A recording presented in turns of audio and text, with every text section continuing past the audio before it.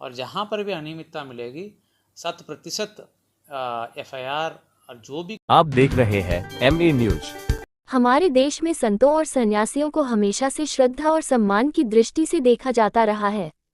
कहा जाता है कि संत वह होते हैं जिनमें लोभ, मोह और स्वार्थ का कोई स्थान नहीं होता, जो अपना पूरा जीवन अध्यात्म और सेवा में समर्पित कर देते हैं।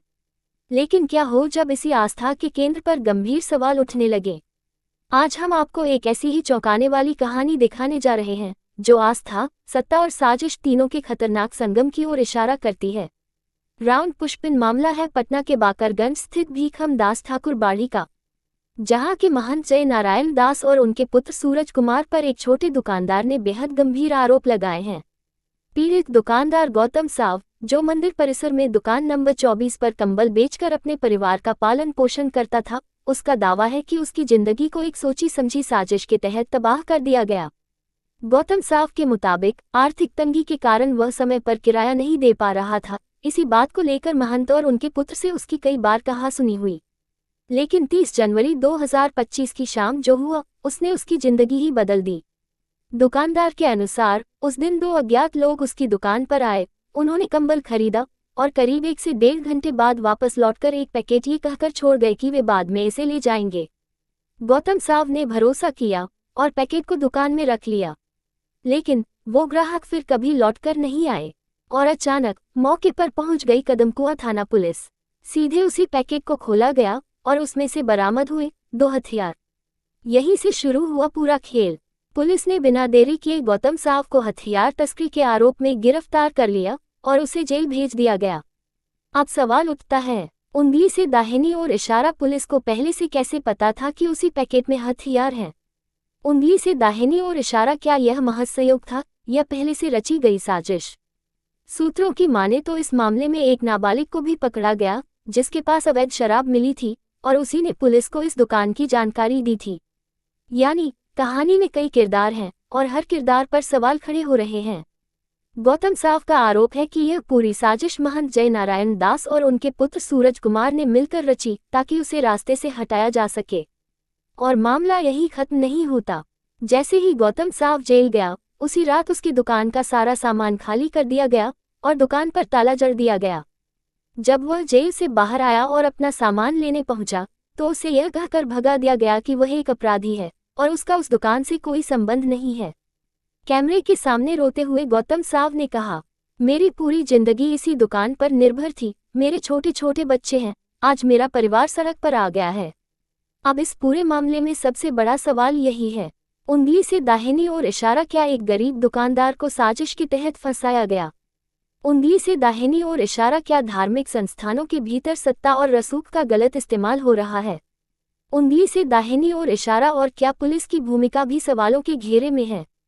हालांकि इस मामले में अब एक बड़ी कार्रवाई हुई है। बिहार राज्य धार्मिक न्यास बोर्ड ने भीखम दास ठाकुरबाड़ी के प्रबंधन में हस्तक्षेप करते हुए पटना DM को अस्थायी न्यायाधीश नियुक्त किया है और पूरे मामले की जांच शुरू कर दी गई है। अब देखना ये होगा, उंगली से दाहिनी ओर इशारा, क्या गौतम साव को इंसाफ मिलेगा? उंगली से दाहिनी ओर इशारा या फिर सत्ता और प्रभाव के आगे उसकी आवाज दबा दी जाएगी? फिलहाल इस पूरे मामले ने आस्था की आड़ में चल रहे कथित खेल को उजागर कर दिया है। हम इस खबर पर लगातार नजर बनाए हुए हैं।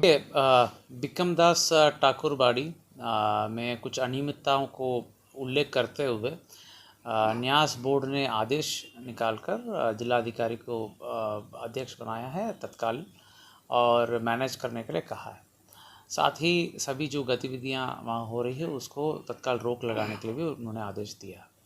तो टीम भेज करके हम लोगों ने कल जांच कराया था, कागजात मांगी गई है, जो भी पहले मैनेज कर रहे थे उनसे भी कागजात मांगी गई है और हम लोग पूरा सारे चीज़ों को देख रहे हैं। अगर कहीं भी कोई अनियमितता की बात आएगी ज़रूर कानूनी कार्रवाई हम लोग करेंगे और न्यास बोर्ड के आदेश के आलोक में ठाकुरबाड़ी के संपत्ति को सुरक्षित रखने का बिल्कुल हम लोग हर संभव कोशिश करेंगे। जांच शुरू हो गई है सर? जांच शुरू हो गई। अतिक्रमण भी सर बहुत लोग किए हुए हैं दुकान का। हाँ, सारे चीज़ें हम लोग देख रहे हैं। कुछ ही समय में हम लोग सारे चीज़ें निकाल करके जो भी विषय है उसको ये करके क्लैरिटी लेकर के हम लोग आगे बढ़ेंगे। सर वहाँ के महंत पर लगातार आरोप। हम लोगों का जो आदेश मिला है उसके तहत हम लोग सारे कागजात जांच कर रहे हैं। जो भी आरोप प्रति आरोप है उसको भी हम लोग देख रहे हैं और जहाँ पर भी अनियमितता मिलेगी 100% FIR और जो भी कानूनी कार्रवाई की आवश्यकता है और संपत्ति सुरक्षित रखने के लिए जो कदम उठाना होगा हर कदम उठाया जाए। सर उस जिला प्रशासन ने अकाउंट को हैंडओवर कर लिया है। अकाउंट को हैंडओवर करने के लिए उन्होंने दिया है, आदेश में उल्लेखित है कि अकाउंट भी हैंडओवर होना है, वो हम लोग आगे प्रक्रिया अपना करके आगे बढ़ाएं। सर जिस दुकानदार को फंसाया गया है, देखिए उतना डिटेल्स अभी छोड़ दीजिएगा हम लोग उसको। कौन फंसाया है आपको? जय नारायण दास और उनके सहयोगियों ने। पुलिस तो लेकिन कह रही है कि पिस्टल आपके फटाक बरामद हुआ था। हाँ, मेरे कंबल के बैग में मिला, एक ही कंबल के बैग में, जबकि मेरी दुकान में बहुत सारा सामान था, उसमें सर्च नहीं किया गया, सिर्फ उसी बैग को टारगेट किया गया क्योंकि पुलिस को पता लगे इस बैग में है। जिस कंबल को ले गया था दिखाने के लिए उसी कंबल में आर्म्स मिला। जी हाँ, उसी कंबल में मिला और उसका फुटेज भी हमने दिया है। जो लड़का लेके गया था मिलिट्री गली में उसका फोटो भी दिया। अभी तो कोई लड़का भी फंसाने वाला क्या करता है, क्या है? वो कस्टमर पर क्या था, फंसाने का सारा सर्जन नहीं था। किनका? जय नारायण दास जो मंडी के मान था उनके सहयोगी हैं। महान द्वारा जी फंसाया। हाँ, वहाँ पे मतलब बहुत प्रोसेस किया था, दुकान खाली करो, मार्केट बनाई है। जो मेरे चाचा चाची हैं इनको भी बहुत दबाव दिया गया। जब आप जेल गए तो आपका दुकान खाली करवा दिया? दुकान तोड़ के कार के साथ सामान निकाल लिया गया, सब सामान सब चोरी कर लिया। लाखों रुपये का मशीन था, बहुत सारा कपड़ा था। क्या नाम है आपका? गौतम सर। जय नारायण दास विमल दास को अविलंब गिरफ्तार करो।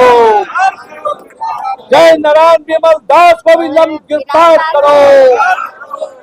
जय नारायण विमल दास को जेल की सलाखों में भेजना होगा। जय नारायण विमल दास भगवान के आड़ में कुकर्म करना बंद करो। जय नारायण विमल दास को अविलंब गिरफ्तार करो। जय नारायण विमल दास को विलंब गिरफ्तार करो। भगवान के आड़ में कुकर्म करना बंद करो।